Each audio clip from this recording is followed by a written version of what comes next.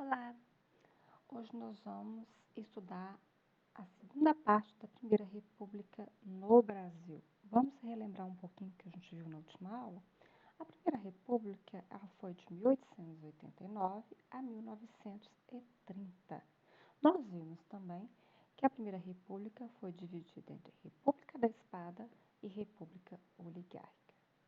A República da Espada ela foi de 1889 a 1894 e tinha como presidente da República dois representantes da ala militar. O primeiro presidente foi Marechal Deodoro da Fonseca e o segundo, Floriano Peixoto. Outra característica do período foi a crise econômica provocada aí pelo encilhamento, né? E essa crise econômica provocou uma insatisfação da população e do Congresso Nacional. E Deodoro da Fonseca resolveu aí fechar o Congresso, criando aí uma crise política e acabou saindo e deixando Floriano Peixoto no seu lugar. Outra grande característica do período foi a primeira Constituição republicana. Tá? Então, essas são as principais características desse período. Já a República Oligárquica, ela vai de 1894 a 1930. Né? O que caracterizou esse período histórico? Primeira coisa, poder das famílias tradicionais, né? Principalmente de Minas Gerais e São Paulo. Por isso que nós chamamos de política do café com leite. Nesse período aqui existiam dois partidos políticos, o PRP e o PRM, Partido Republicano Paulista e Partido Republicano Mineiro. E esses dois partidos, eles se alternavam na presidência da República. Por isso que política do café com leite. Eram representantes aí da oligarquia mineira, do gado, e um pouquinho do café também, e representantes de São Paulo, da oligarquia do café paulista. Tá? Outra grande característica do período é a política dos governadores. Né? O que vinha a ser essa política dos governadores? Era a aliança que existia entre governadores, entre os coronéis e entre os presidentes da República. Tá? Existiam sempre a aliança entre estes três elementos políticos aí. Quem mandava realmente, quem conseguia o voto realmente era o coronel. Por isso que outra grande característica era o coronelismo. Né? A troca de favores que existia entre o coronel e eleitorado e entre o coronel, governadores e os presidentes da República. Ok? A base eleitoral começava ali no coronel, no município. Ele é quem mandava. Isso nós já vimos aí na última aula. Né?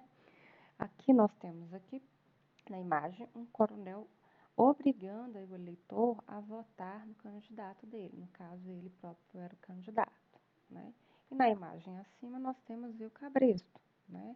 Caracterizando aí o voto cabresto, o voto direcionado. O voto direcionado naquele candidato do coronel. Tá? Outras características desse período aí é a modernização e urbanização, principalmente das cidades, São Paulo e Rio de Janeiro. Lembrando a vocês que foi um período em que o Brasil ainda era bem agrário, a maior parte da população vivia nos campos. Tá? Então, é com a República que nós vamos ter aí o aumento da população, o aumento da urbanização de alguns centros urbanos, como São Paulo e Rio de Janeiro. Né? Nós vamos ter aí o alargamento das principais vias de acesso, nós vamos ter aí a criação aí do bonde elétrico, né? Nós vamos ter também a expansão da rede elétrica, nós vamos ter um aumento populacional nas grandes cidades e nós vamos ter também a imigração.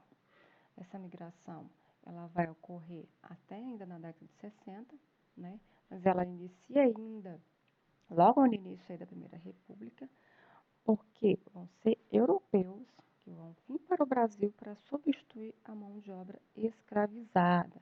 Lembrando a vocês que em 1888 foi abolida a escravatura aqui no Brasil, foi abolida a escravidão aqui no Brasil. E muitos dos fazendeiros de café e de gado, eles não queriam os escravos como seus funcionários, né? Eles, na verdade, eles não queriam nem o fim da escravidão, ok? Então, por isso que eles resolveram, então, o governo da época resolveu incentivar a vinda de europeus, né, que queriam uma nova vida aqui no Brasil, tá? Então, eles vieram para substituir a mão de obra escrava. Então, vamos lá. Nós vimos aí, até agora, que houve várias mudanças, né, na substituição da monarquia pela república aqui no Brasil, né? Mas essas mudanças, ela trouxe benefícios para as camadas mais pobres do Brasil, né? Não, não trouxe. Os benefícios eles ficaram nas mãos de poucas pessoas, das elites agrárias, né, ligadas aí aos grandes fazendeiros do café e principalmente do gado, ok? E com isso, né, surgiram algumas revoltas populares. Hoje nós vamos ver duas dessas grandes revoltas populares. Nessa base aqui do coronelismo, né, a população ela é explorada pelo coronel, né? O coronel obrigava elas a votar, obrigava no candidato dele, né? As pessoas eram coagidas, as pessoas sofriam até de violência por esses coronéis e por seus capangas, ok? Então, a primeira revolta que nós vamos ver é a Guerra dos Canudos, né? Onde que ocorreu essa primeira revolta aí? Lá no sertão baiano, tá? Na região conhecida como Canudos ou Belo Monte. Ocorreu em 1893 até 1897, né? Nós temos aí como líder um religioso chamado Antônio Vicente Mendes Maciel, o Antônio Conselheiro, né? Ele era um líder religioso, que vinha trazendo um pouco de esperança para os sertanejos mais pobres aí da região da Bahia, ok? Quem eram as pessoas, né, que estavam envolvidas aí nessa revolta? Eram sertanejos pobres que fugiam dos desmandos e do desemprego em busca de conforto material e espiritual. Só que quando o presidente Prudente de Moraes, né, ficou sabendo aí, né, que um líder estava arrastando multidões, já tinha criado um, uma cidade chamada Canudos, que tinha aproximadamente 20 mil habitantes, tá? Chegou até ter 20 mil habitantes, né? E eles não seguiam a República no Brasil, eles seguiam as leis, né, criadas por eles mesmos e por Antônio Conselheiro, tá?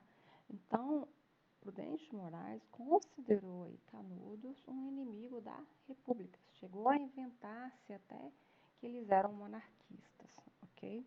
Então, Prudente de Moraes ele vai enviar expedições militares para acabar com Canudos, né? A primeira, a segunda e a terceira são falhas, tá? Os moradores de Canudos conseguem aí conter as tropas vindas do Rio de Janeiro.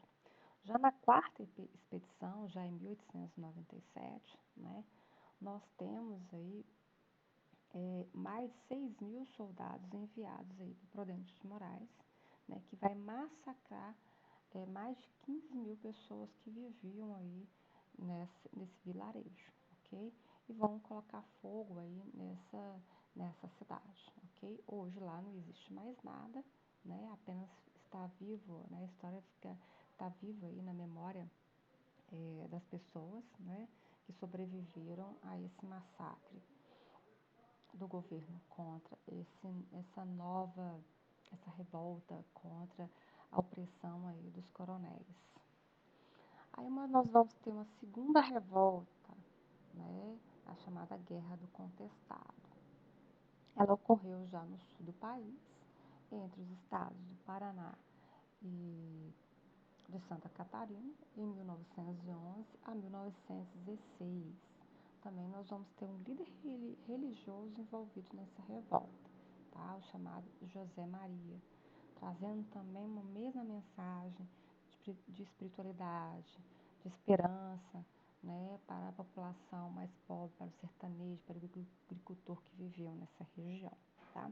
Essa era uma região né, de disputa entre os estados de Santa Catarina e o estado do Paraná. Disputavam essa região onde viviam aí esses sertanejos, tá? E qual foi o motivo aí dessa guerra? Existiam grandes fazendeiros locais que queriam expandir, né, as suas fazendas de gado e de erva mate. Só que para isso eles tomavam terra dos indígenas e dos pequenos agricultores, dos sertanejos, ok? Aí para poder ainda colocar mais lenha na fogueira, né, o presidente Afonso Pena, ele contratou uma empresa estadunidense para expandir a ferrovia que ligava São Paulo ao Rio Grande do Sul, né? Só que essa empresa, ela tinha interesse também de extrair madeira de pinho e de imbuia, que era rica ali nessa região, expulsando também aí os agricultores, os sertanejos dessa localidade, né? Estão vendo essa linha amarela aí no mapa, vermelha aí no mapa, é a ferrovia que liga São Paulo à região sul do país, ok? Só que para isso eles expulsavam aí as pessoas que viviam nessas regiões próximas para a construção dessa ferrovia, tá? Então, José Maria ele veio trazendo aí, né, essa mensagem. Não, vamos lutar, né? Vamos lutar pelo que é de direito de vocês, tá? Acabaram criando também uma vila, né? Ele arrastou também multidões e criaram vilas, chamadas Vilas Santas, né?